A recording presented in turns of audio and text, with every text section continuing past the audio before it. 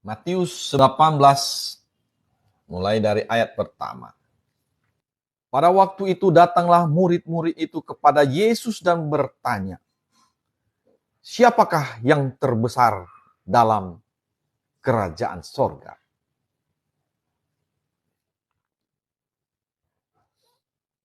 Jadi murid-murid Yesus itu bertanya, siapa yang terbesar di dalam kerajaan sorga?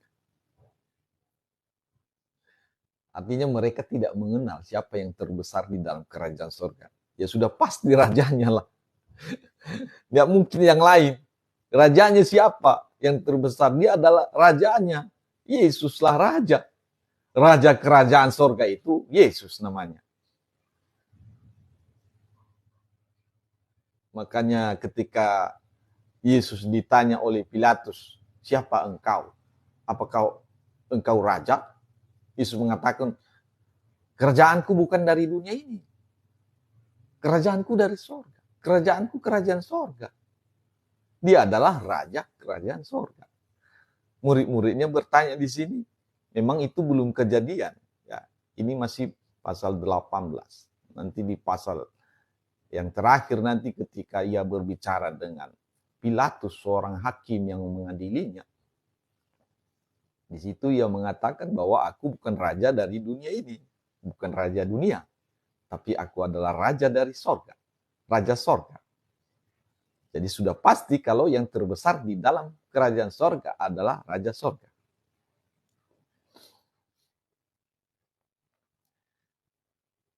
Ayat 2, maka Yesus memanggil seorang anak kecil dan menempatkannya di tengah-tengah mereka.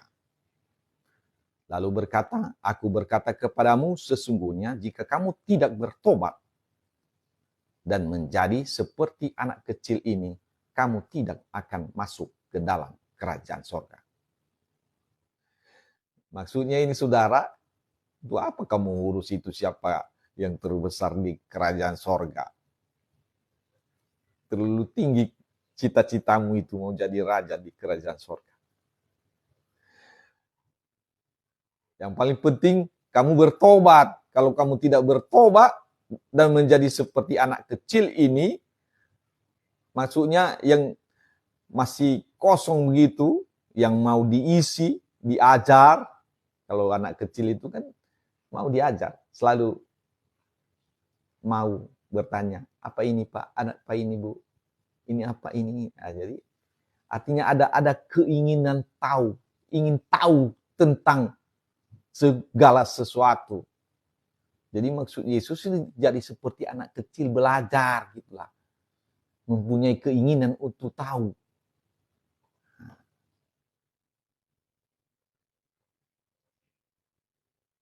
Jadi jangan mau cari-cari yang siapa yang terbesar lagi. Masa tidak tahu kamu. Itu maksudnya.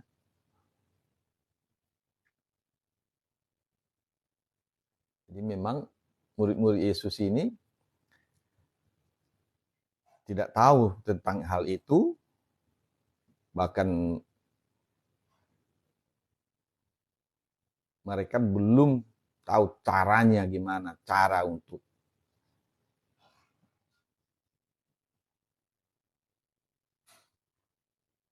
bisa belajar dengan benar. Jadi Yesus mengajar mereka, kamu harus seperti anak kecil.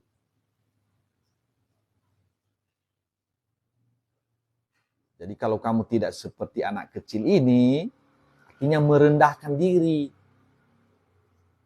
Jangan tinggi hati, jangan merasa sudah hebat begitu. Karena Yesus pernah berkata bahwa yang terkecil di dalam kerajaan sorga lebih besar daripada Yohanes Pembaptis. Yang terkecil saja. Tidak usah dulu cari yang terbesar. Artinya rendahkan dirimu. Ayat 4, sedangkan barang siapa merendahkan diri dan menjadi seperti anak kecil ini, dialah yang terbesar dalam kerajaan sorga.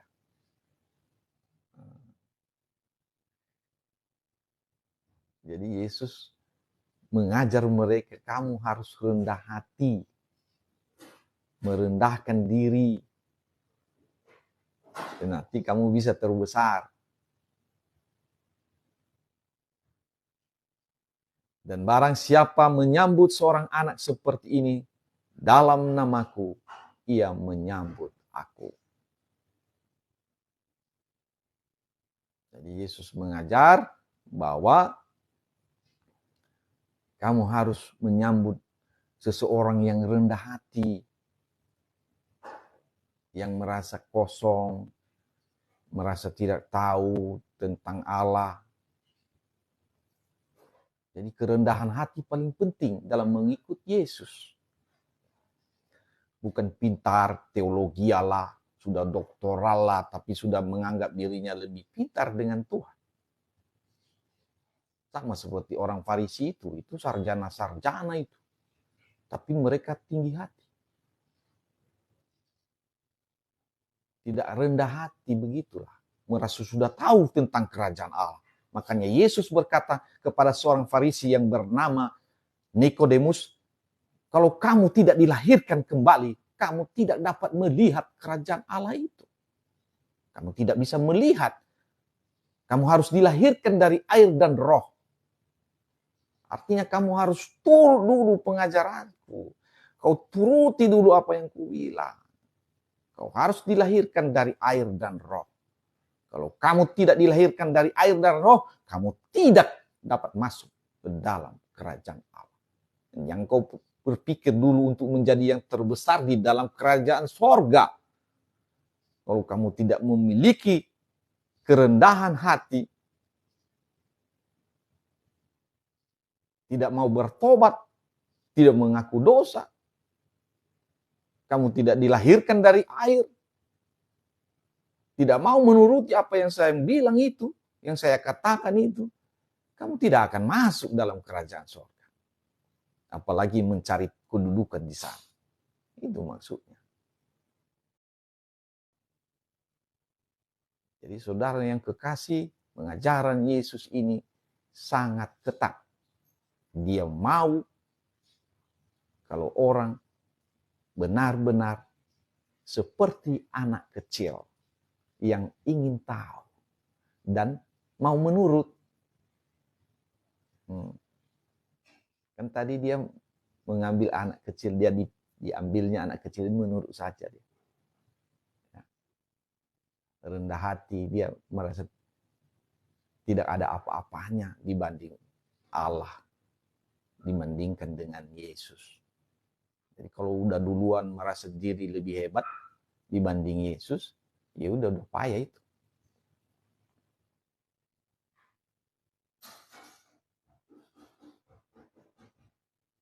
Jadi bagi kita anak-anak Tuhan, bagi murid-murid Yesus, dia mengatakan barang siapa menyambut seorang anak seperti ini dalam namaku. Artinya kalau ada orang yang rendah hati, yang mau belajar tentang Tuhan, kita harus sambut itu. Karena itu sudah menyambut Yesus, Tuhan kita. Yang mau belajar, ya, artinya kita mau menyambut mereka. Ya sudah pasti, ya, hamba-hamba Tuhan pasti menyambut orang-orang yang memiliki kerendahan hati, yang mau mencari Tuhan. Yang benar-benar sungguh-sungguh, sudah pasti. Ayat 6, tetapi barang siapa menyesatkan salah satu dari anak-anak kecil ini yang percaya kepadaku, lebih baik baginya jika sebuah batu kilangan diikatkan pada lehernya, lalu ia ditenggelamkan ke dalam laut. Luar biasa. Artinya, kalau ada seseorang yang mencari Tuhan, dan kita menyesatkan dia, Yesus mengatakan lebih baik kita ditenggelamkan ke laut. Jadi bagaimana supaya kita tidak menyesatkan orang, saudara? Mari kita belajar dari Tuhan Yesus sendiri. Karena ajarannya itulah kebenaran. Tapi kalau kita ambil dari lain tempat, ajaran lain, dari doktrin-doktrin orang lain, teolog-teolog yang mengarang-arang di abad kedua, ketiga, keempat, dan seterusnya itu, kita mengajar orang lain, Yesus mengatakan lebih baik bagi kita mengikat leher kita dan tenggelam di dalam laut. Itulah aturan daripada Tuhan Yesus. Artinya memang kita itu sudah sedang melakukan hal yang sangat-sangat menyakiti hatinya.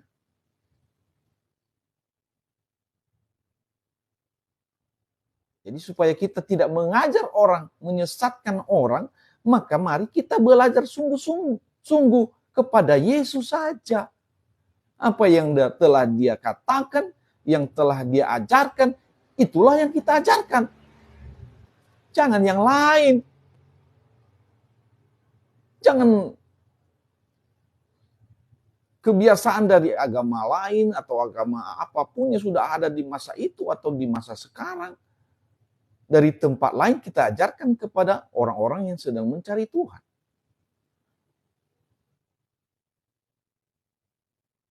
Jadi Yesus mengatakan ini, sudah mengatakan ini. Jangan nanti karena kita sudah berpangkat tinggi di dalam jabatan kerohanian, wah, kita sewenang-wenang. Yang penting aku kan sudah bos, sudah hebat aku ini. Gelarku doktor. Jadi apapun yang kubilang sudah benar. Ya begitu. Yang benar hanya Yesus.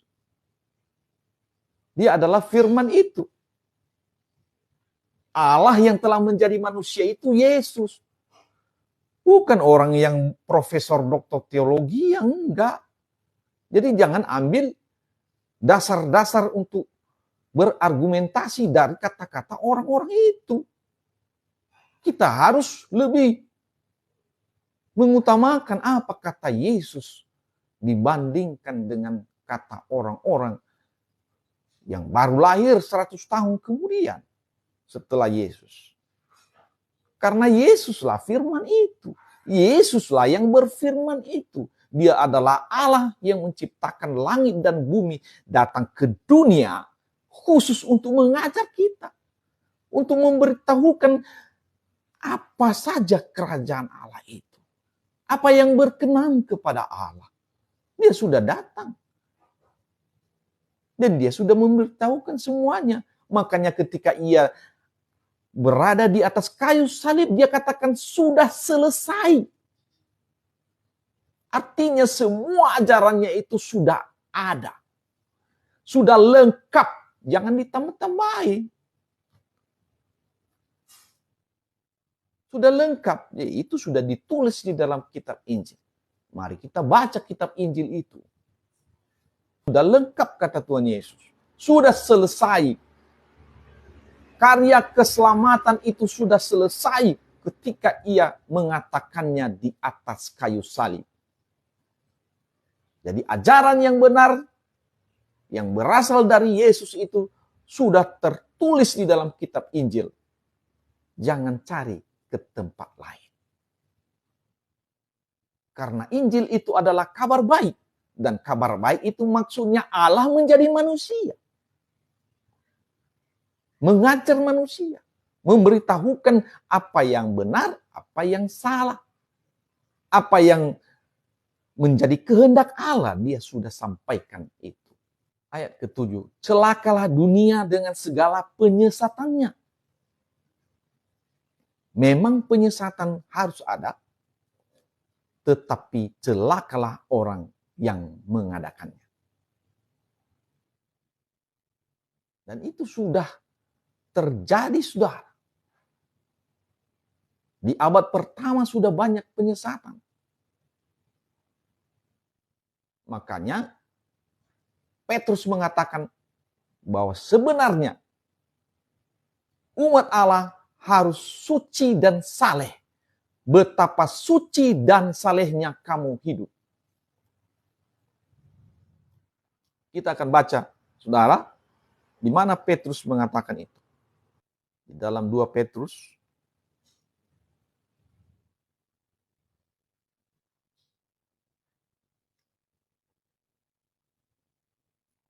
pasal 3 ayat 11. Di sini dikatakan, jadi jika segala sesuatu ini akan hancur secara demikian, maka maksudnya bumi ini akan berakhir, ya. Betapa suci dan salehnya kamu harus hidup. Jadi orang Kristen itu harus suci, harus saleh.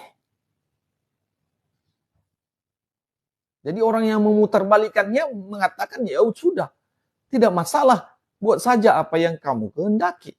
Buat ajalah dosa itu. Karena Yesus sudah mati di kayu salib. Kan dia sudah menebus dosa. Bukan itu maksudnya itu. Jadi itulah orang-orang yang menjadi penyesat ini. Dan Yesus sudah memperingatkan ini bahwa memang penyesatan itu harus ada. Tetapi celakalah orang yang mengadakannya.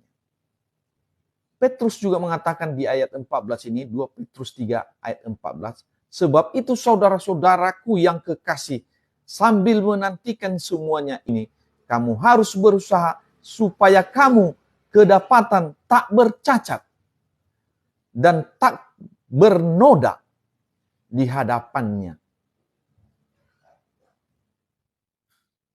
Itu kata Petrus. Dan dia sudah memperingatkan itu bahwa banyak orang yang menjadi penyesat. Mereka memutarbalikkan apa yang ditulis oleh Paulus dan juga tulisan-tulisan yang lain. Kita baca ya, saudara yang kekasih, dari 2 Petrus 3, mulai dari ayat 15. Anggaplah kesabaran Tuhan kita sebagai kesempatan bagimu untuk beroleh selamat, seperti juga Paulus, saudara kita yang kekasih, telah menulis kepadamu menurut hikmat yang dikaruniakan kepadanya. Hal itu dibuatnya dalam semua suratnya. Apabila ia berbicara tentang perkara-perkara ini, dalam surat-suratnya itu ada hal-hal yang sukar difahami. Sehingga orang-orang yang tidak memahaminya dan yang tidak teguh imannya memutarbalikannya menjadi kebinasaan mereka sendiri. Jadi itu yang terjadi, saudara. Di abad pertama sudah banyak orang yang menyesatkan, memutarbalikkan. Makanya sampai sekarang itu ada. Yang penting sudah jadi orang Kristen, sudah pasti masuk surga. Walaupun jahat, buat jahat sekarang, besok bertobat, atau buat pagi ini jahat, malam bertobat. Itu salah. Jadi Rasul Petrus mengatakan, betapa suci dan salehnya kamu hidup. Dan Yesus sudah mengajarkan, apa yang kamu buat waktu kamu hidup, nanti akan dihitung pada akhir zaman. Kalau kamu di dalam hidupmu membuat hal yang jahat, maka kamu akan dibangkitkan untuk dihukum. Tetapi ketika kamu di dunia ini melakukan hal-hal yang baik, yang benar sesuai dengan kehendak Allah, kamu akan dibangkitkan untuk hidup yang kekal. Dan itu tegas. Yesus sudah mengatakan itu. Jadi bukan karena kamu sudah menjadi agama Kristen, kamu selamat. Tidak. Tetapi kamu sudah menuruti apa yang diperintahkan oleh Yesus. Makanya Yesus mengatakan, barang siapa mengasihi aku, dia akan melakukan segala perintahku. Jadi Yesus sudah mengatakan itu, saudara. Jadi jangan kita disesatkan, saudara. Dan Yesus sudah mengatakan di sini bahwa celakalah orang yang mengadakan penyesatan. Jadi harus berbuat baik. Berbuat baik seperti Yesus. Harus suci seperti Yesus. Dan Rasul Yohanes sudah mengatakan itu. Kalau kita memiliki pengharapan itu, untuk hidup yang kekal itu, maka kita harus menyucikan diri sama seperti Yesus. Di mana itu tertulis? Kita baca di dalam 1 Yohanes 3 ayat 3. Setiap orang yang menaruh pengharapan itu kepadanya, pengharapan maksudnya pengharapan akan hidup kekal. Ya. Kepadanya, kepada siapa? Kepada Yesus. Menyucikan diri sama seperti Dia yang adalah suci. Kita harus menyucikan diri sama seperti Yesus. Ya mungkin saudara bilang, bagaimana caranya itu? Nah, caranya gampang. Caranya turuti apa yang diperintahkan Yesus. Itulah jalannya. Kalau dia bilang bertobat, bertobat. Kalau dia bilang mengaku dosa, kan gampang. Kalau dia bilang dibaptis, baptis. Kalau dia bilang kasihilah Tuhan Allah, kasihi Tuhan Allah. Kalau dia bilang kasihilah sesama manusia, kasihi sesama manusia. Kan itulah. Enggak apa kali sebenarnya. Yang penting kita menurut saja. Apa yang sudah dikatakan, maka kita belajar dari kitab Injil yang sudah ada ini. 2000 tahun yang lalu sudah ada ini Injil. Sudah ada pengajaran Yesus di sana. Doktrin Yesus sudah ada. Jangan doktrin yang lain yang mau diambil. Janganlah. Yesus sudah mengatakan ini bahwa celakalah dunia dengan segala penyesatannya. Memang penyesatan harus ada, tetapi celakalah orang yang mengadakannya. Ini jangan kita ikut-ikutan menyesatkan orang. Supaya kita tidak menyesatkan orang, mari kita turuti kata Yesus. Kita siarkan, kita beritakan apa firman yang diberitakan oleh Yesus, yang disampaikan oleh Yesus. Bukan yang lain. Jangan kata teolog ini, teolog itu. Wah, berbahaya itu saudara. Kan sudah cukup. Yesus mengatakan sudah selesai. Artinya apa yang sudah disampaikan oleh Yesus itu sudah cukup. Untuk apa? Untuk kita bisa menyucikan diri seperti Dia. Itu maksudnya. Tidak perlu kita belajar dari teolog-teolog lagi. Enggak. Kan bisa dibaca ini. Dan kita bisa mengerti. Yang penting kita taat. Kalau tidak taat, maka kita tidak akan melihat kerajaan sorga itu. Makanya Yohanes Pembaptis mengatakan barang siapa yang tidak taat kepada anak, dia tidak memperoleh hidup. Tetapi murka Allah tetap ada di atasnya. Itu Yohanes Pembaptis mengatakan itu, saudara. Di dalam Yohanes 3 ayat 36. Barang siapa percaya kepada anak, yaitu maksudnya barang siapa percaya kepada Yesus, ia beroleh hidup yang kekal. Jadi orang yang percaya kepada Yesus, dia beroleh hidup yang kekal. Tetapi barang siapa tidak taat kepada anak,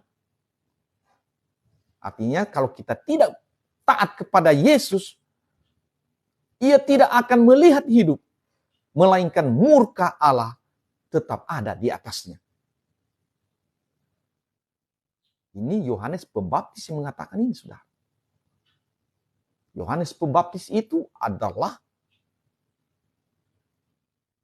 seorang yang berjalan di depan sebelum Yesus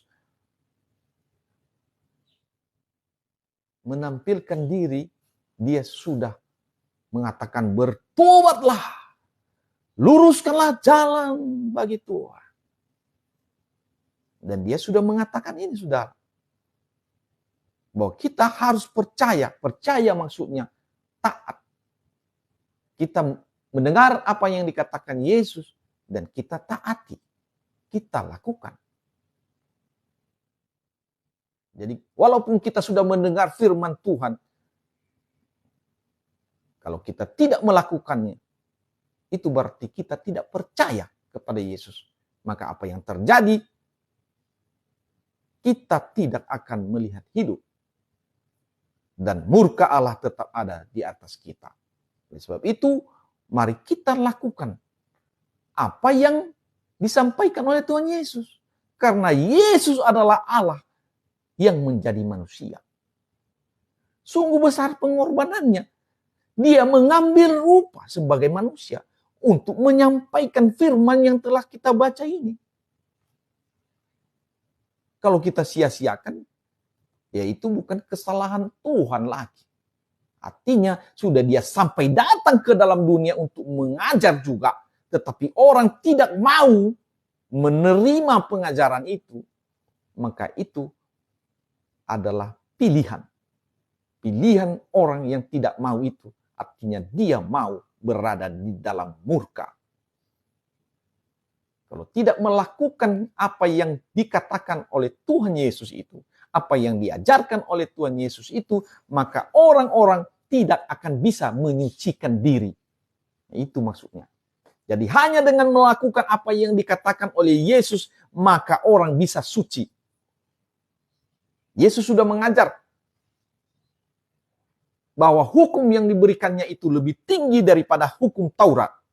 Di dalam hukum Taurat dikatakan kalau orang itu, orang yang berzina itu adalah orang yang sudah melakukan zina secara langsung.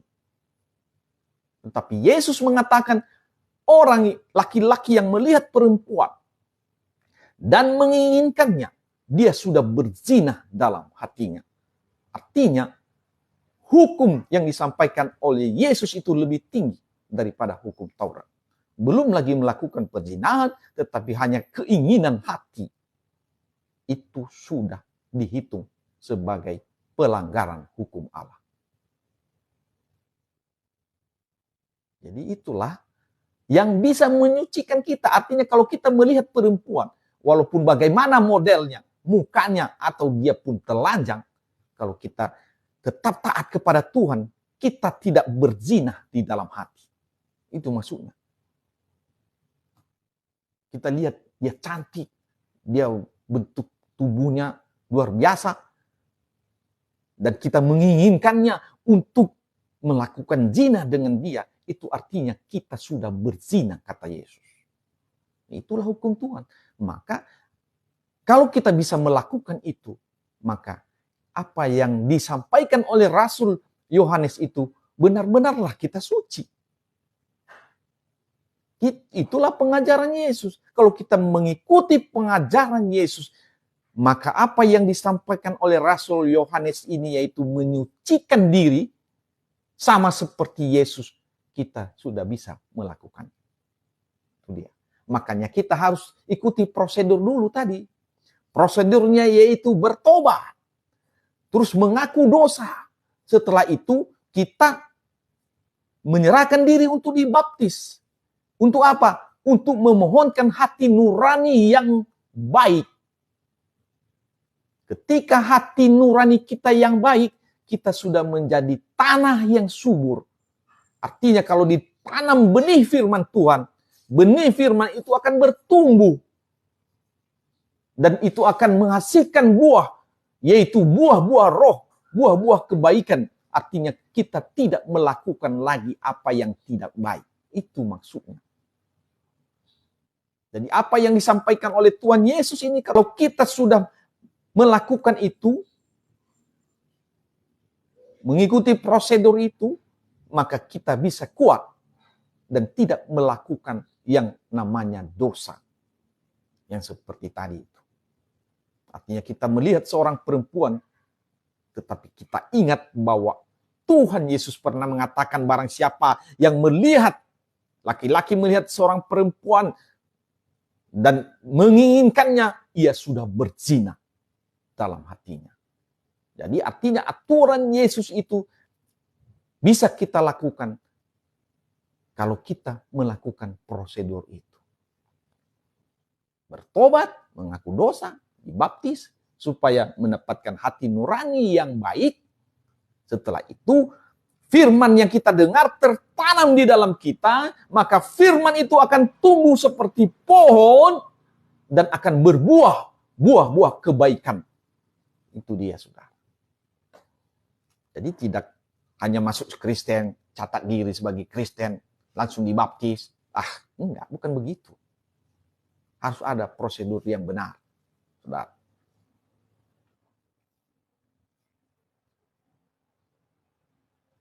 Jadi memang sudah ada penyesatan dari abad pertama, saudara. Jadi celakalah orang yang mengadakannya. Ayat 8, jika tanganmu atau kakimu menyesatkan engkau, penggalah dan buanglah itu. Karena lebih baik bagimu masuk ke dalam hidup dengan tangan kudung atau timpang daripada dengan utuh kedua tangan dan kedua kakimu dicampakkan ke dalam api kekal. Ini adalah ketegasan daripada Tuhan Yesus. Dia tegas daripada kamu masuk ke dalam api yang kekal, lebih baik. Kalau tanganmu memang gatal untuk mencuri, potong aja tanganmu itu. Atau kakimu gatal untuk pergi ke tempat prostitusi, potong aja kakimu itu. Artinya aturan ini ketat, tegas, jangan. Ayat 9, dan jika matamu menyesatkan engkau, cungkilah dan buanglah itu. Nah itu dia. Artinya kalau kamu melihat perempuan dan ingin berzina dengan dia, kamu sudah berdosa itu. Jadi lebih baik kau cungkil aja matamu. Jadi maksudnya bukan gitu, maksudnya langsung kau cungkil juga matamu. Nanti kau nggak bisa melihat apa-apa. Hanya itu, maksudnya itulah ketegasan itu. Jangan sampai matamu itu membawamu ke dalam neraka. Itu maksudnya. Kita teruskan tadi ya. Dan jika matamu menyesatkan engkau, cungkillah dan buanglah itu. Karena lebih baik bagimu masuk ke dalam hidup dengan bermata satu daripada dicampakkan ke dalam api neraka dengan bermata dua. Artinya kalau satu matamu yang jahat itu, satu saja, cungkil yang satu, artinya kamu bisa melihat. Ini maksudnya bukan sebenarnya, artinya jangan kau berbuat dosa. Nah, jangan kau lihat perempuan langsung kau mau ini. Atau kau ceraikan istrimu, kau ambil lagi itu. Karena itu sudah berzina. Yesus tidak mengizinkan perceraian. Walaupun sudah ada surat cerai. Yesus mengatakan kalau orang yang sudah bercerai dan mendapatkan surat cerai, kalau dia laki-laki menikah dengan perempuan lain, maka ia berzina. Kalau dia perempuan menikah dengan laki-laki lain, dia berzina. Ya udah, sama aja. Artinya suami istri itu adalah satu kesatuan yang tidak boleh diceraikan oleh manusia. Itu kata Tuhan Yesus. Sudah satu daging. Itulah ajaran Yesus, saudara. Nah, begitulah kita bisa menyucikan diri kalau kita menurut ajaran Yesus. Kalau ada yang lain daripada itu, mengambil argumentasi ini dan itu, sama seperti orang Farisi. Orang Farisi juga mendebat Yesus tentang itu. Mereka mengatakan, kenapa Musa mengeluarkan surat cerai? Yesus mengatakan, itu karena ketegaran hatimu. Kita baca ya. Apa yang dikatakan oleh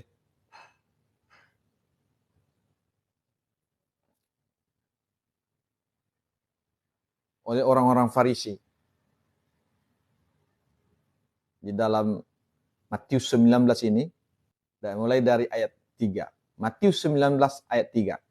Maka datanglah orang-orang Farisi kepadanya untuk mencobai dia. Mereka bertanya apakah diperbolehkan orang menceraikan istrinya dengan alasan apa saja? Jawab Yesus, Tidakkah kamu baca bahwa Ia yang menciptakan manusia sejak semula menjadikan mereka laki-laki dan perempuan? Dan firman-Nya, sebab itu laki-laki akan meninggalkan ayah dan ibunya dan bersatu dengan istrinya sehingga keduanya itu menjadi satu daging.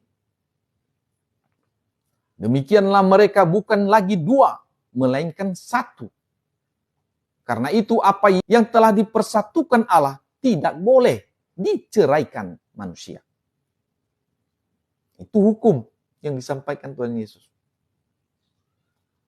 Kata mereka kepadanya. Nah, ini argumentasi dari orang-orang Farisi.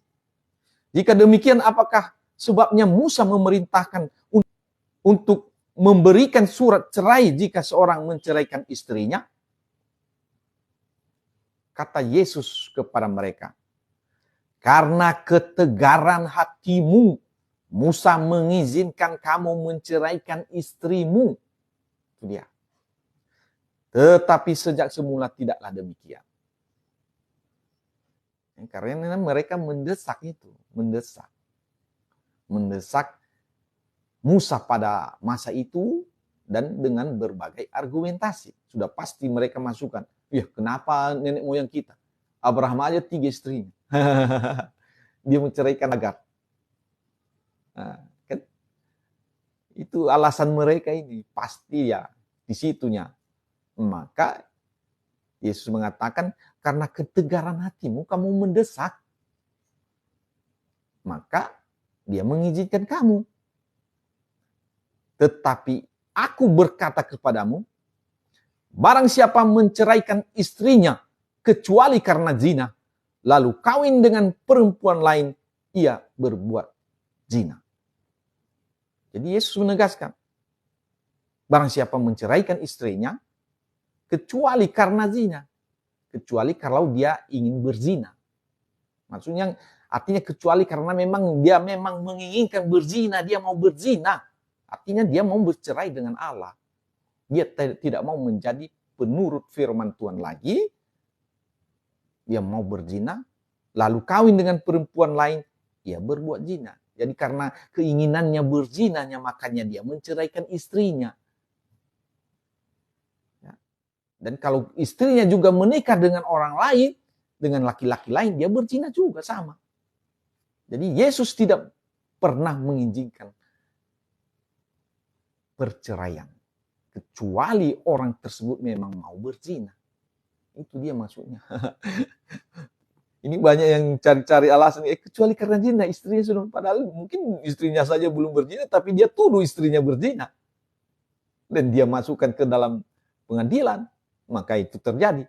Perceraian itu dan dia mendapat surat cerai. Dan Yesus mengatakan itu berzina. Kalau menikah dengan yang lain.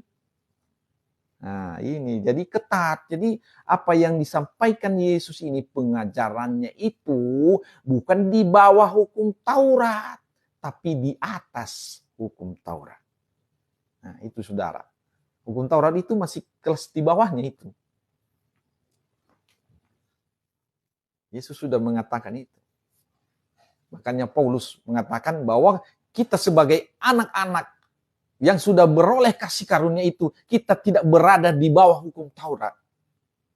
Nah, jangan salah, ada yang salah mengerti ini. Dia mengatakan kita tidak ada lagi di bawah hukum Taurat, maksudnya kita langgar aja hukum Taurat itu. Enggak. Maksudnya Paulus mengatakan kita sudah di bawah kasih karunia, kita sudah memiliki roh Allah di dalam diri kita. Sehingga kita tidak dapat berbuat dosa lagi. Sehingga makanya kita sudah di atas hukum Taurat. Bukan di bawah hukum Taurat. Dan Yesus sudah mengajarkan itu. Bahwa kalau hidup keagamaan kita tidak melebihi orang Farisi dan ahli Taurat, kita tidak akan masuk dalam kerajaan surga. Jadi orang yang mengikut Yesus itu harus melebihi ahli Taurat dan orang Farisi. Kita baca perkataan Yesus di Matius 5 ayat 20.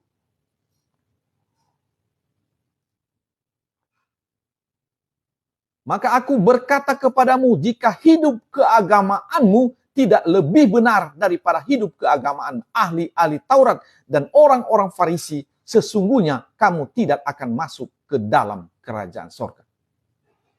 Itu maksudnya, sudah. Jadi hidup keagamaan orang yang menjadi pengikut Yesus itu harus lebih benar daripada orang-orang Farisi dan ahli-ahli Taurat. Bukan di bawah hukum Taurat, tetapi di atas hukum Taurat. Seperti yang tadi itu, bahwa orang pengikut Yesus, orang Kristen itu tidak boleh bercerai. Jangan pakai alasan seperti orang yang belajar tentang hukum Musa, yaitu kalau sudah kasih surat cerai, sudah boleh menikah lagi. Kan itu hukum Musa. Yang penting kasih surat cerai, terus kawin lagi ke orang lain. Itu boleh, menurut hukum Musa. Tetapi Yesus mengatakan itu sebenarnya tidak benar. Hanya karena ketegaran hatimu, maka Musa mengeluarkan itu. Jadi artinya hukum yang disampaikan oleh Tuhan Yesus ini adalah penegasan kehendak Allah. Bahwa sebenarnya hukum yang sebenarnya begini. Tidak boleh bercerai. Itu yang disampaikan oleh Tuhan Yesus, saudara yang kekasih. Jadi orang-orang yang sudah menjadi pengikut Yesus ini harus tetap ingat akan hal ini. Maka ketika kita benar-benar percaya maksudnya mendengar dan melakukan firman Tuhan, maka kita akan terbebas dari semua itu. Yaitu kita tetap bisa menyucikan diri sama seperti Yesus. Itu dia. Mudah. Yesus mengatakan, pikullah kuk yang kupasang. Artinya aturan yang dipasang oleh Tuhan Yesus. Kita ikuti aturannya. Karena kuk yang kupasang itu enak. Dan bebanku pun ringan. Jadi Yesus sudah mengatakan itu. Kalau kita menurut saja kepada Yesus, seperti anak kecil itu merendahkan diri di hadapan Tuhan, maka kita akan terbebas dari tidak melakukan firman Tuhan. Karena kuk yang dipasang aturan-aturan Yesus itu enak. Artinya ketika sesuatu enak itu kita bahagia, saudara. Kita akan lega hidup ini. Kita tidak merasa tidak puas tentang hidup. Itu yang sudah ditawarkan oleh Yesus. Pikullah kuk yang kupasang. Kita baca ya. Yesus sudah mengatakan ini kepada semua orang. Kita baca Matius 11 ayat 28 sampai 29. Marilah kepadaku semua yang letih, lesu dan berbeban berat. Aku akan memberikan kelegaan kepadamu. Pikullah kuk yang kupasang dan belajarlah padaku. Karena aku lemah lembut dan rendah hati, dan jiwamu akan mendapat ketenangan. Sebab kuk yang kupasang itu enak dan bebanku pun ringan. Jadi Yesus mengatakan ini, kalau kamu memang percaya kepadaku dan melakukan apa yang kusampaikan ini, maka kamu akan memikul kuk itu, kuk yang enak itu. Dan jiwamu akan mendapat ketenangan. Jadi kita tidak merasa haus harta, serakah, mengambil istri orang. Enggak, kita tidak akan berbuat itu lagi. Kenapa? Karena jiwa kita mendapat ketenangan, kata Yesus. Artinya kita bisa merasakan kepuasan dalam hidup kita. Kenapa? Karena air hidup ada di dalam kita. Ada roh Tuhan di dalam kita. Itulah yang memberikan kelegaan kepada kita. Jadi orang-orang yang sudah percaya kepada Tuhan akan mendapat kelegaan. Itu maksud yang disampaikan oleh Tuhan Yesus ini. Marilah kepadaku hai kamu yang letih lesu dan berbeban berat. Aku akan memberikan kelegaan kepadamu. Jadi kalau kita sudah mendapat kelegaan, dan jiwa kita sudah mendapat ketenangan, maka kita tidak akan haus. tidak ingin berzina lagi. Itu dia. Kita tidak akan mau menceraikan istri. Itu. Jadi ketika kita sudah masuk di dalam kuk yang dipasang oleh Tuhan Yesus itu, maka kita akan melakukan kebenaran. Kita disucikan. Kita akan menyucikan diri karena kita disucikan oleh firman Tuhan terus-menerus. Dan hal yang kita pikir tadi susah itu jadi enak. Dan beban yang kita pikir tadi itu berat, menjadi orang suci, menjadi orang saleh itu berat. Tapi ketika kita sudah pikul kuk itu, kita akan merasa ringan. Karena Yesus ada di dalam kita. Amin. Kalau Yesus ada di dalam kita, apa yang tidak bisa kita buat, saudara? Hal menyucikan diri itu sudah itu yang gampang. Karena kita sudah menjadi bait roh Allah. Roh Allah ada di dalam kita. Yesus ada di dalam kita. Maka semuanya itu akan bisa kita lakukan. Tetapi kalau kita berusaha dengan kekuatan kita sendiri, tanpa Yesus kita tidak bisa. Makanya Yesus mengatakan, tinggallah di dalam aku, dan firman-Ku tinggal di dalam kamu. Dan kamu tidak dapat berbuat apa-apa kalau kamu tidak tinggal di dalam aku. Yesus sudah mengatakan itu. Mari kita baca. Yesus mengatakan itu di dalam Yohanes pasal 15. Yohanes 15 ayat 4. Tinggallah di dalam aku dan aku di dalam kamu. Sama seperti ranting tidak dapat berbuah dari dirinya sendiri kalau ia tidak tinggal pada pokok anggur. Demikian juga kamu tidak berbuah jikalau kamu tidak tinggal di dalam aku. Ini perkataan Yesus. Jadi kalau kita sudah tinggal di dalam Yesus, maka kita dapat berbuah, yaitu buah-buah kebenaran, buah Roh Kudus. Itu dia. Tidak mungkin lagi kita bisa berbuat dosa. Maka apa yang disampaikan oleh Rasul Yohanes itu, bahwa orang yang sudah lahir dari Allah tidak dapat berbuat dosa lagi. Karena benih ilahi ada di dalam dia. Jadi inilah yang disampaikan oleh Tuhan Yesus ini di dalam Yohanes 15 ayat 4 ini. Kalau kita tinggal di dalam dia, maka kita dapat berbuah. Tetapi kalau kita tidak tinggal di dalam dia, di dalam Yesus, dan Yesus tidak tinggal di dalam kita, maka kita tidak dapat berbuah apa-apa. Kita tidak akan bisa melakukan firman Tuhan itu. Itu maksudnya. Kita tidak akan bisa suci. Oleh sebab itu, kita harus tinggal di dalam Yesus. Dia adalah pokok anggur dan kita adalah ranting-rantingnya. Dan ranting itu tidak pernah terputus dengan pokok. Kalau itu terjadi, maka ranting itu akan kering dan dibakar. Karena dia sudah kering. Jadi itulah hubungan kita dengan Tuhan Allah kita yang kita sembah, yang bernama Yesus. Seperti hubungan batang pohon dengan rantingnya yang tidak terpisah. Oleh sebab itu, saudara, mari kita tinggal di dalam Yesus. Yesus mengatakan, akulah pokok anggur dan kamulah ranting-rantingnya. Barang siapa tinggal di dalam aku dan aku di dalam dia, ia berbuah banyak, sebab di luar aku kamu tidak dapat berbuat apa-apa. Jadi kehidupan kita yang suci dan saleh itu hanya bisa kita lakukan kalau kita tinggal di dalam Yesus.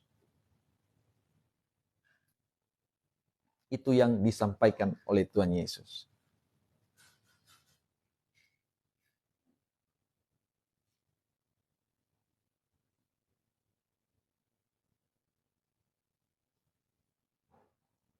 Kita teruskan Matius 18 tadi, saudara.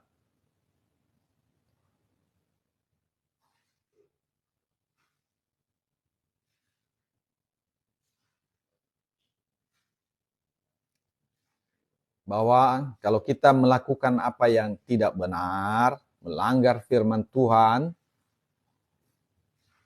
maka lebih baik kita memotong salah satu bagian tubuh kita. Nah, jadi artinya ketat. Maksudnya ini tegas, saudara. Jadi perkataan Yesus ini adalah firman yang tegas. Jangan sampai anak-anak Tuhan berbuat dosa maksudnya. Ya. Ayat 10, Matius 18 ayat 10. Ingatlah jangan menganggap rendah seorang dari anak-anak kecil ini, karena aku berkata kepadamu, ada malaikat mereka di sorga yang selalu memandang wajah Bapakku yang di sorga. Jadi dia kan tadi sudah gendong anak kecil. Kan anak kecil ini gampang disesatkan. Itu sama dengan orang yang sedang mencari Tuhan, yang sungguh-sungguh mencari Tuhan, dan kita sesatkan. Nah itu dia. Jadi kalau kita menyesatkan itu, maka kata Yesus lebih baik kita mengikatkan diri dengan batu kilangan dan membuang diri ke dalam laut. Artinya hukumnya sangat ketat. Jadi orang-orang yang menyampaikan firman Tuhan itu, hukum bagi mereka sangat ketat. Hukumannya sangat besar kalau kita menyesatkan orang. Itu maksud Tuhan Yesus. Jadi barang siapa yang mengajar para pendeta hamba Tuhan dimanapun, hati-hati dengan pengajaranmu. Pengajaran itu harus berasal dari pengajaran Yesus. Jangan dari tempat lain. Yesuslah Allah, bukan yang lain. Yesuslah Tuhan. Dan dia adalah firman itu. Jadi apa yang diajarkan Yesus itulah yang kita ajarkan supaya kita tidak salah dalam mengajar. Karena Yesus mengatakan bahwa orang-orang yang kita ajar itu, mereka memiliki malaikat di sorga. Artinya orang-orang yang rendah hati itu, yang sungguh-sungguh mencari Tuhan itu, memiliki malaikat. Ada malaikat mereka di sorga yang selalu memandang wajah Bapakku yang di sorga. Artinya jangan jadi penyesat. Karena hukuman bagimu sangat besar. Itu maksudnya. Karena anak manusia datang untuk menyelamatkan yang hilang. Jadi tujuan Yesus datang ke dalam dunia sebenarnya untuk menyelamatkan yang hilang. Artinya orang-orang yang sebenarnya mau mencari kehendak Allah tetapi telah disesatkan. Nah, itu makanya dia menyelamatkan yang hilang itu. Jadi orang-orang yang mencari Tuhan dengan sungguh-sungguh, Yesus mengatakan ada malaikatnya di sorga. Terus, dan dia datang untuk menyelamatkannya. Dan kita sebagai anak-anak Tuhan juga yang menjadi pengajar, para hamba Tuhan, para pendeta harus mengajarkan mereka tentang apa kata Yesus, bukan apa pikiran kita sendiri. Kalau kita mengarahkan mereka jauh daripada apa yang dikehendakkan Yesus, maka hukuman bagi kita sebagai pengajar lebih besar lagi. Karena Yesus mengatakan lebih baik dia mengikatkan lehernya ke batu kilangan dan dibuang ke dalam laut. Itu dia betul-betul sudah memberikan aturan yang keras. Jadi janganlah kita menyesatkan orang maksudnya. Supaya kita tidak mengajarkan penyesatan, mari kita ajarkan saja apa kata Yesus. Sudah penuh itu, sudah selesai kata Yesus. Kalau kita ajarkan apa kata Yesus, itu dia yang benar. Jangan yang dari teolog ini dari sini, dari Eropa, dari mana-mana lah. Pengajaran itu, namanya ini profesor doktor ini itu, wah janganlah. Kan sudah cukup itu. Kalau ini tidak cukup, itu berarti kita meragukan kualitas Yesus untuk mengajar. Dia ada Allah, kita ini siapa? Manusia siapa rupanya di hadapan Allah? Siapa teolog itu di hadapan Yesus? Apakah dia lebih tinggi daripada Yesus? Kan tidak. Yesuslah Allah itu. Yesuslah firman itu. Ya, saudara. Supaya kita jangan dihukum, mari kita bertobat. Kita lakukan apa yang disampaikan oleh Yesus. Jangan salah kita mengajar. Ayat 12. Bagaimana pendapatmu? Jika seorang mempunyai 100 ekor domba dan seekor diantaranya sesat, tidakkah ia akan meninggalkan yang 99 ekor di pegunungan dan pergi mencari yang sesat itu? Dan itulah yang dilakukan oleh Tuhan Yesus. Saudara bisa saja menyesatkan seseorang, tapi Yesus akan mencarinya. Orang yang disesatkan itu. Tapi hukuman bagi kamu yang menyesatkan itu lebih besar. Itu maksudnya. Jadi walaupun kamu berusaha untuk menyesatkan orang, Yesus tetap mencarinya. Kalau memang benar orang tersebut memang mencari kebenaran Allah, kerajaan Allah, maka ia pasti mendapatkannya. Karena Yesus tidak pernah membiarkan orang tersebut hilang. Yesus mengatakan dia mencari yang hilang.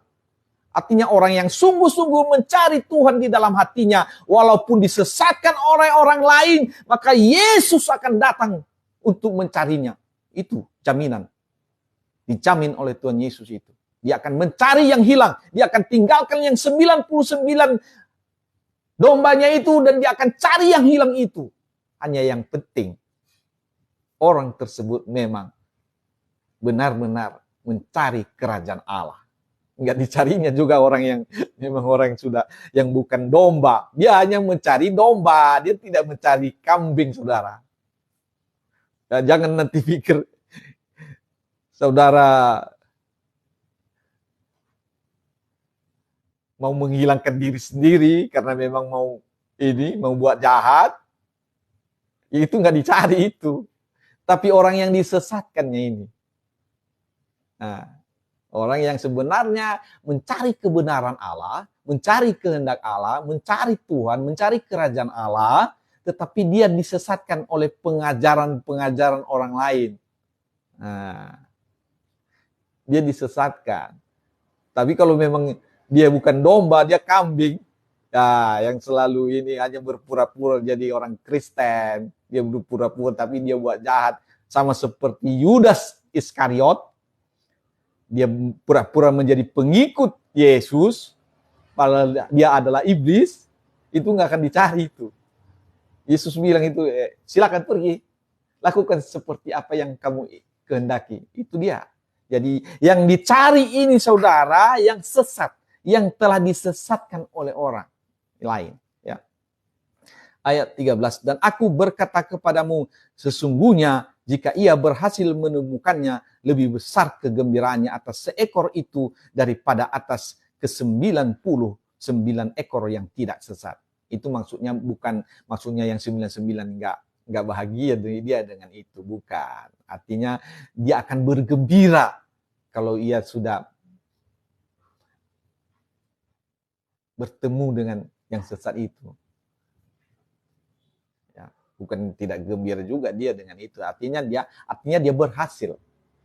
Ya, jadi kalau saudara memang disesatkan orang, Yesus pasti datang untuk menyelamatkan. Pasti. Yang penting hatimu benar-benar sungguh-sungguh mencari kerajaan Allah. Yesus mengatakan, carilah dahulu kerajaan Allah dan kebenarannya, maka semuanya itu akan ditambahkan kepadamu.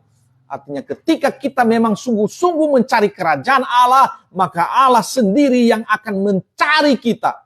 Karena ada malaikat kita di sorga yang senantiasa memandang Bapa di sorga, kata Tuhan Yesus. Ya, saudara, yang paling penting hati nurani kita yang baik tadi. Jadi kalau kita memiliki hati nurani yang baik, pasti Yesus akan mengarahkan kita untuk tetap ada di dalam kawanan domba Allah. Demikian juga Bapamu yang di sorga tidak menghendaki supaya seorang pun dari anak-anak ini hilang. Jadi anak-anak maksudnya orang-orang yang merendahkan diri. yang mau mencari Tuhan. Itu pasti. Itu satu kepastian. Makanya banyak orang yang tidak diinjili pun di mana-mana ini ada datang kepada Tuhan Yesus. Yesus bisa datang langsung. Itu sudah pasti. Jadi dia mencari orang-orang itu. Di mana-mana di seluruh dunia ini banyak itu yang bersaksi dia bertemu dengan Tuhan Yesus. Jadi bukan karena hasil kerja kita saja bisa orang bertobat, tidak. Yesus sudah mengatakan itu, bahwa roh kebenaran itu akan menginsafkan dunia akan dosa, akan kebenaran dan akan penghakiman. Jadi yang telah diutus oleh Yesus Tuhan kita itu bukan hanya kita, tetapi roh kebenaran juga akan menginsafkan, akan menginjil di mana saja. Ayat 18, aku berkata kepadamu sesungguhnya apa yang kamu ikat di dunia ini akan terikat di sorga, dan apa yang kamu lepaskan di dunia ini akan terlepas di sorga. Ya, artinya apa yang sudah kamu tetapkan. Kalau memang orang memang itu benar-benar berdosa, maka ia berdosa. Tidak bisa dilepaskan karena dia tidak mau. Ayat 19, dan aku berkata kepadamu, jika dua orang daripadamu di dunia ini sepakat meminta apapun juga permintaan mereka, itu akan dikabulkan oleh Bapakku yang di sorga. Artinya dengan apa yang sudah kita lakukan tadi, menegur orang dan dia tidak mau lagi, maka Yesus mengatakan, anggaplah dia sebagai orang yang tidak mengenal Allah. Atau seorang pemungut cukai. Artinya orang yang tidak mengenal Allah.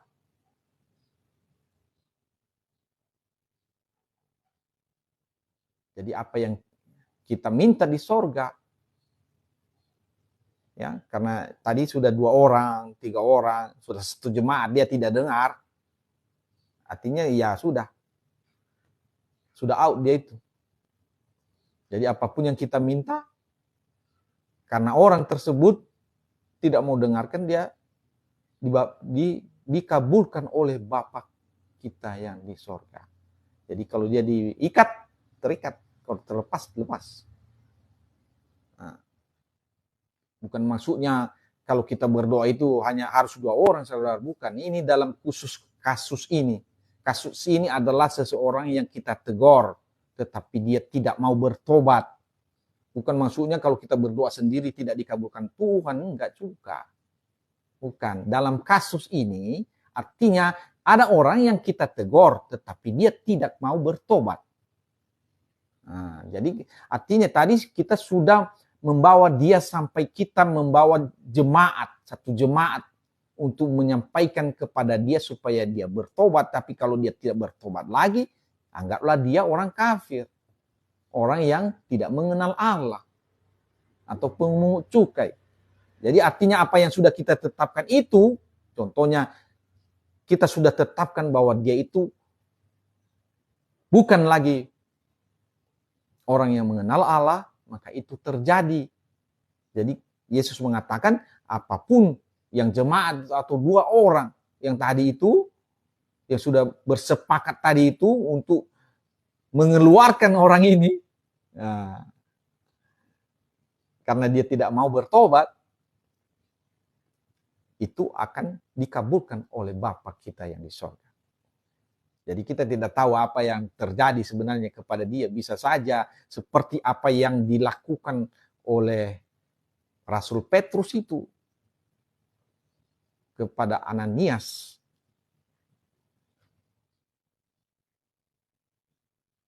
Itu Ananias itu suami istri itu mati. Itu dia. Jadi itu ya memang berat ya. Jadi apa yang kita minta itu, jemaat itu minta, akan bisa terjadi itu yang seperti itu. Jadi bukan maksudnya ini saudara harus 2 orang berdoa. Enggak. Ini hanya khusus kasus ini. Kasus di mana orang yang ditegur tidak mau bertobat. Jadi jangan bilang nanti kalau aku sendiri yang berdoa enggak dikabulkan Tuhan. Enggak. Tuhan juga tak mengabulkan doa kita. Kalau kita ada kepentingan sendiri kepada Tuhan, Tuhan bisa mengabulkan. Ya. Jangan salah, nanti ada orang yang salah mengerti tentang ini. Harus berdoa. Jadi kalau dia itu belum menikah gimana? Enggak diterima doanya. Enggak juga lah. Enggak, bukan itu maksudnya. Jangan dibawa-bawa, nanti semua orang merasa diri orang yang tidak menikah, dia dibilangnya doaku ini enggak diterima Tuhan karena aku sendiri. Bukan. Jadi ayat ini khusus untuk ini. Untuk perlakuan ini ada konteksnya. Konteksnya yaitu ada orang yang ditegur, tapi dia tidak mau bertobat. Bukan permintaan kita sendiri, pribadi kita kepada Tuhan. Kalau permintaan kita pribadi kepada Tuhan, sendiri pun kita bisa. Contohnya siapa? Contohnya Yunus di perut ikan berdoa untuk diri sendiri. Nah, dia keluar dari mulut ikan itu. Dan banyak yang lain. Itu ada seorang yang meminta anak itu, dia sendirinya yang berdoa. Dia dapat juga anak itu yang bernama Samuel. Hannah namanya perempuan itu. Itu bisa. Jadi artinya enggak harus berdoa, saudara. Ya. Jadi dalam kasus ini artinya dalam kasus menegur orang yang melakukan ketidakbenaran dan kita tegur dan kita bawa orang lagi kepadanya untuk memberitahukannya bahwa apa yang dia lakukan itu tidak sesuai dengan kehendak Allah.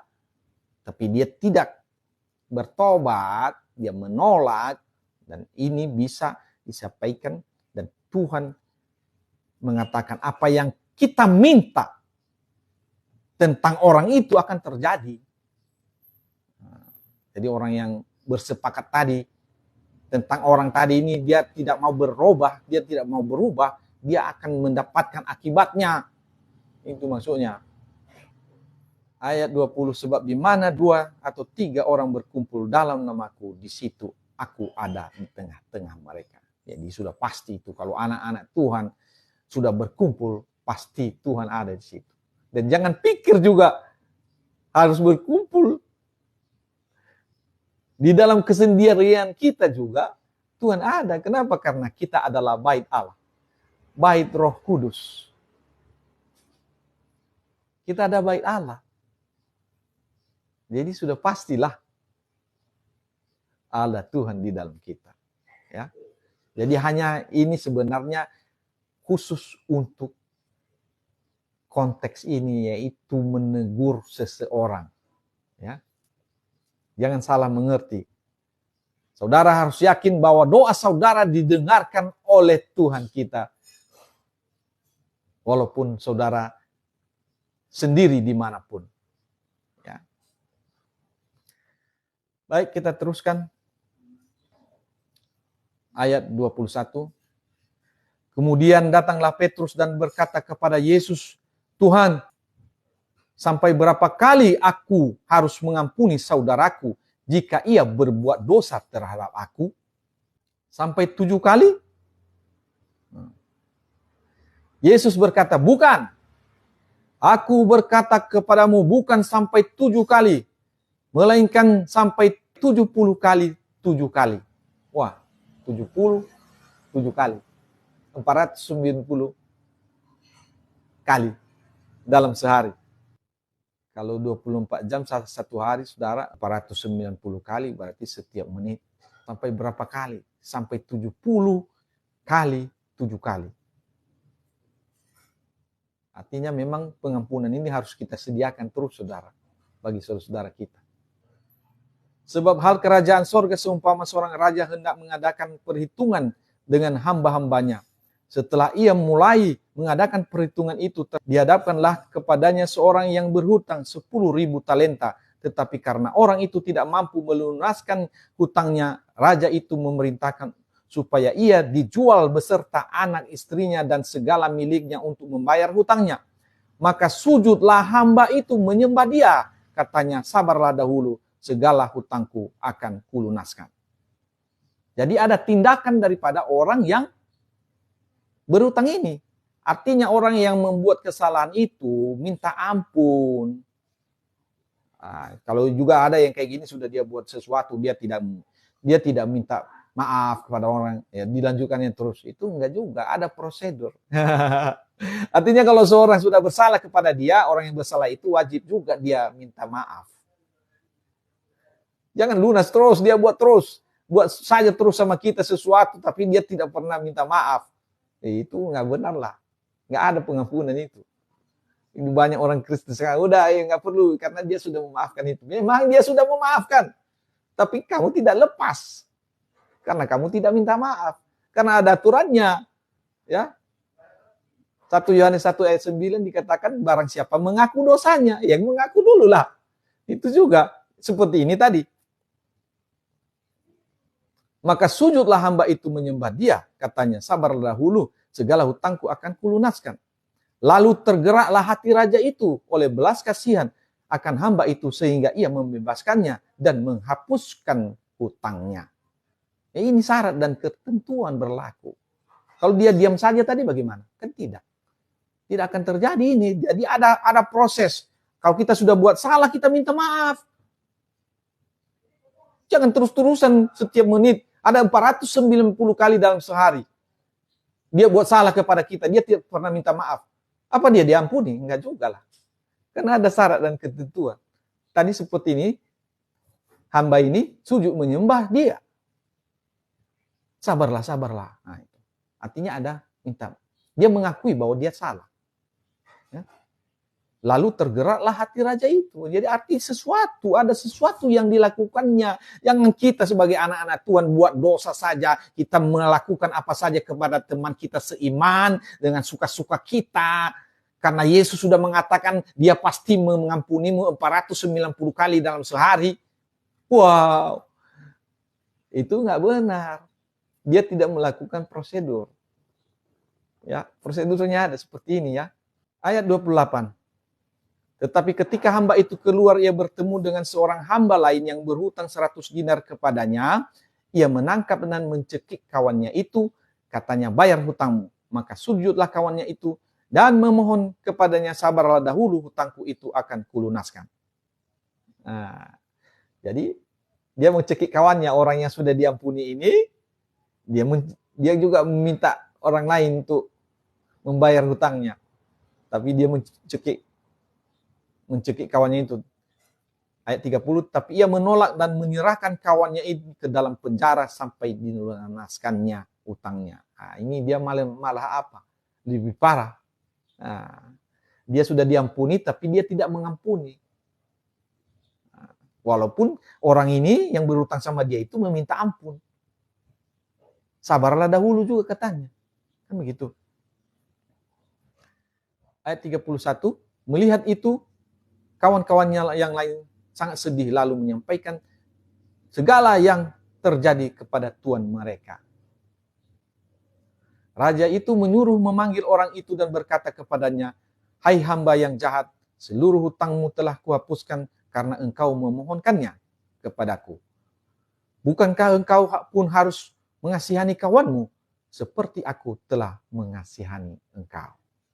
Jadi Yesus memberikan aturan-aturan. Kalau kita sudah diampuni Tuhan, wajib juga kita mengampuni orang yang bersalah kepada kita. Tetapi ada satu aturannya, saudara.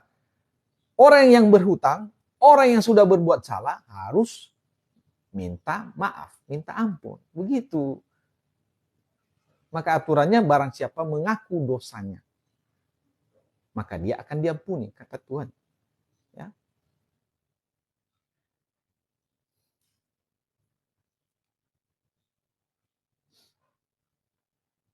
Ayat 34, maka marahlah tuannya itu dan menyerahkannya kepada Algojo sampai ia melunaskan seluruh hutangnya. Maka Bapakku yang di sorga akan berbuat demikian juga terhadap kamu apabila kamu masing-masing tidak mengampuni saudaramu dengan segenap hatimu. Jadi apa yang kita perlakukan kepada orang lain, itu juga yang berlaku kepada kita. Kalau kita diampuni, marilah kita mengampuni. Makanya di dalam doa Bapa kami, ampunilah kami, seperti kami juga mengampuni orang yang bersalah kepada kami. Jadi itu sudah kepastian, saudara. kita harus mengampuni seperti kita juga telah diampuni oleh Bapa di sorga. Jadi ada tadi alurnya saudara, ketika kita berdosa kepada Tuhan, kita minta ampun. Jangan bilang nanti, Tuhan sudah tahunya itu. Dia sudah ampuninya itu. Enggak gitu saudara. Kita lihat tadi orang yang berdosa tadi itu, berutang tadi itu kepada raja itu. Dia minta pertolongan. Dia diampuni. Sebenarnya jangan salah, banyak yang salah ini juga saudara. Dia sudah berbuat salah kepada temannya, saudaranya seiman karena sudah dia tahu ini firman Tuhan. Ini 490 kali sehari. Ku buat salah sama dia 100 kali sehari pun nggak ada masalah itu. Kan belum 490 kali. Nah, itu salah. Jadi setiap kesalahan harus minta ampun. Kalau bisa dilakukan itu silakan. Artinya jangan buat salah juga dengan temanmu, dengan saudaramu. Jadi ada banyak orang memang yang memutarbalikkan ayat-ayat firman Tuhan. Untuk keuntungan pribadinya. Karena keinginan duniawinya. Tuhan Yesus mengatakan apa gunanya seseorang memiliki seluruh dunia ini kalau jiwanya binasa. Kemudian Rasul Yohanes mengatakan bahwa orang yang mengasihi dunia, dia tidak memiliki kasih akan Allah. Karena dia hanya egois saja. Dia tidak ada lagi, ini yang penting, pokoknya lancar apanya yang dilakukannya lancar saja. Dia buat salah di sana sini, saudara seimannya. Kadang-kadang itu kita dimanfaatkan karena dia saudara seiman yang nggak marahnya dia itu. Sudah tahunya Yesus kan sudah mengajar 490 kali dalam sehari dia tetap mengampuni kita. Iya betul itu. Tetapi jangan kita dengan sengaja melakukan itu untuk keuntungan pribadi kita. Nggak pernah minta maaf. Makanya banyak orang-orang yang merasa dirinya memiliki hidup yang kekal. Menjadi anak Tuhan dia katanya. Dia melakukan saja kesalahan kepada teman-teman seimannya itu. Dan dia tidak pernah minta maaf. Karena dia memakai ini. Oh dia kan anak Tuhan. Dia sudah mengampuni saya. Enggak, salah juga. Salah juga itu. Harus minta ampun. Minta maaf. Ini ada tadi. Cerita Tuhan Yesus ini kisahnya begitu. Jadi dia meminta maaf. Minta ampun. Nah, maka dia diampuni. Jadi syarat itu harus jalan. Jangan nanti sering-sering keseringan terus menipu teman-teman seiman. Karena ada ayat itu tadi, 490 kali kita diampuni, nggak pernah kita minta pengampunan. Itu nggak diampuni. Kenapa? Karena syaratnya barang siapa mengaku dosanya, maka ia akan diampuni. Itu. Jadi artinya kalau tidak mengaku dosa, nggak diampuni lah. Itu dia. Hanya bagi orang yang dirugikan itu ya dia tetap mengampuni. Artinya berkatnya tetap ada, tidak hilang. Nah, dia sudah mengampuni itu. Tetapi kita yang berbuat dosa itu, membuat kesalahan itu, kita tidak diampuni karena kita tidak mengaku dosa. Kita merasa tidak salah, kita benar terus. Nah, itu masalah itu.